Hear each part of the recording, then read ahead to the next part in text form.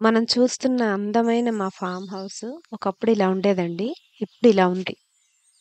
3 ఏళ్ల మా కష్టంకి నిదర్శనం ఇది. ఇక్కడ మనం ఎప్పుడూ చాలా సార్లు అనుకుంటాను ప్రశాంతంగా ప్రతి ఒక్క చిన్న చిన్న అందాలన్నీ క్యాప్చర్ చేయాలి. వాటన్నిటిని కళ్ళతో చూడడమే తప్ప దాన్ని కెమెరాలో బంధించాలని అనిపిస్తూ ఉంటుంది. చాలా సార్లు ప్రయత్నించాను, కుదరలేదు. ఈసారి మాత్రం ఈ వీడియోలో మీకు తప్పకుండా చిన్న చిన్న ఆనందాలనిచ్చే కొన్ని క్లిప్పింగ్స్‌తో పాటు మా ఫార్మ్ హౌస్‌ని షూట్ చేశాను. మనం ఎంత క్షుణ్ణంగా పరిశీలిస్తామో అంత అందంగా ప్రకృతి మనకి దర్శనమిస్తుంది. అందంగా, ముద్దుగా అసలు ఇన్ని రకాల రంగులున్నాయా మన చుట్టూ అని అనిపిస్తుంది. తుమ్మెదలు గానీ, ఏది చూసినా అసలు చిన్న చిన్న పక్షులు, వాటి పూతల మధ్య చీమలు కూడా చూడండి ఎంత అద్భుతంగా అందంగా కనిపిస్తున్నాయంటే మరి చూసే కన్నుదే పాపం కరెక్ట్‌గా అర్థం చేసుకోకపోతే, ఒక చిన్న ప్రదేశంలోనే ఇన్ని అందాలు నిగూఢంగా నిక్షిప్తమై ఉంటే, ఈ ప్రపంచం అంతా ఎంత విశాలమైనది. ఎన్ని రకాల ప్రకృతి జీవులు ఇక్కడ సేద తీరుతున్నాయి. వీటన్నింటినీ అక్కున చేర్చుకొని, ఆకలి తీర్చి, ఆశ్రయమిచ్చి, అమ్మలా కాపాడే ఈ ప్రకృతిని మనం ఏమని పిలవచ్చు?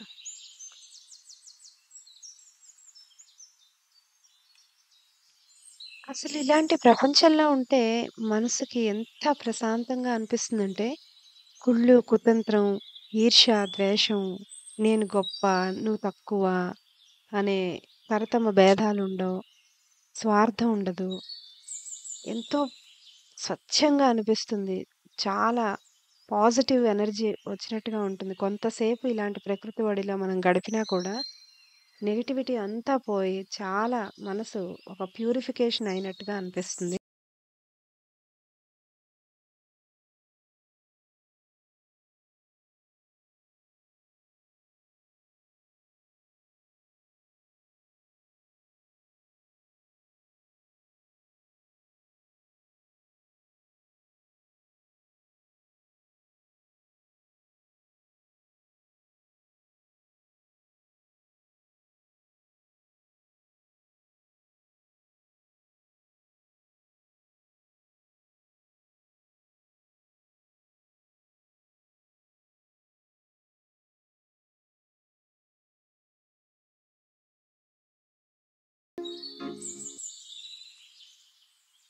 వీలైనంత నేలకి దగ్గరగా ప్రకృతి ఒడిలో కొంతకాలమైనా, కొంతసేపైనా కనీసం మనం స్పెండ్ చేయగలిగితే, ఉండగలిగితే మళ్ళీ వెనకటి రోజుల ఆ వైభవం వస్తుంది.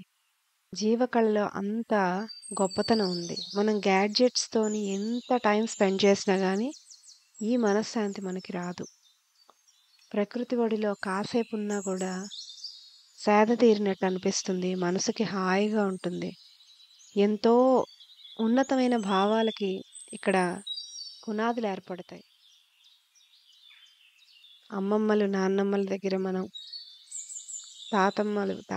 తాతయ్యల దగ్గర మనం అనుభవించిన ఆనందం వస్తుంది మనకి.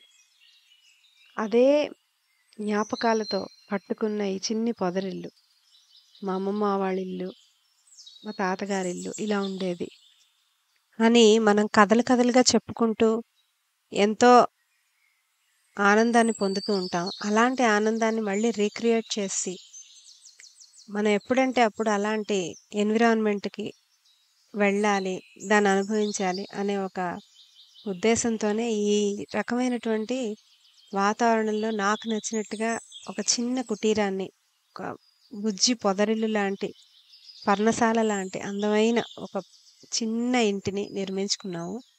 ఈ చాలా సింపుల్ లైఫ్ స్టైల్ అండి ఇక్కడ. ఎంత హాయిగా ఉంటుందంటే ఎన్ని కోట్లు పెట్టి ఎంత అద్దాల మేడలో ఉన్నా లేనటువంటి ఒక అనుభూతి, ఆనందం ఇక్కడ దొరుకుతుంది మనకి. అది మాత్రం వర్ణనాతీతం. వచ్చి ఉండి అనుభవిస్తే తప్ప చెప్పలేమనమాట. మాటల్లో చెప్పలేని ఆనందం అది.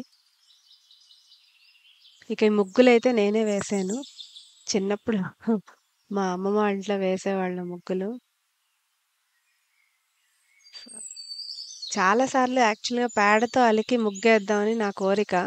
బట్ అది రోజు చేయాలండి. అలా చేస్తేనే అవుతుంది. ఇలా చేయడం చాలా కష్టం అనమాట. మరి ఆ పేడతో అలికి ముగ్గేయడం నాకు అవ్వలేదు. అందుకని మట్టి రంగు టైల్స్ వేసి దాని మీద పెయింట్‌తో ముగ్గేశాను. ఈ ఈ మొత్తం ఫార్మ్ హౌస్‌లో ఉన్న ముగ్గుల డెకరేషన్ దగ్గర నుంచి పువ్వులు, వాటి ల్యాండ్‌స్కేపింగ్ అన్నీ గూడా మేము దగ్గరుండి సొంతంగా చేసుకున్నది. మీరు స్టార్టింగ్‌లో చూస్తే ఈ పర్టిక్యులర్ నేల మీద ఏమీ లేవు. ఒక 2, 3 కొబ్బరి చెట్లు తప్ప ప్లెయిన్‌గా ఉండే ల్యాండ్ ఇది. ఇప్పుడు దాన్ని ఇంత కష్టపడి మేము ఒక పర్ణశాలలాగా డిజైన్ చేసుకున్నాము అందంగా. ఐ హోప్ మీ అందరికీ కూడా మా ఫార్మ్ హౌస్ నచ్చిందనుకుంటున్నాను. ఎలా ఉందో మీకు నచ్చిన ఎలిమెంట్ ఏంటో కామెంట్ సెక్షన్‌లో నాకు తెలియజేయగలరు. అన్నిటికన్నా విలువ కట్టలేని ఒక అద్భుతం ఏంటంటే ఈ తాత స్మైల్. నాకెంత ఇష్టం అంటే దాన్ని గూడా ఈ ప్రకృతి అందాల్లో జోడించాను. ఎప్పటికీ చెరిగిపోకూడదని ఆ తాత స్మైల్ నాకలాగే ఉండిపోవాలని ఈ పర్టిక్యులర్ వీడియోలో దాన్ని కూడా చివర్లో యాడ్ చేయడం జరిగింది.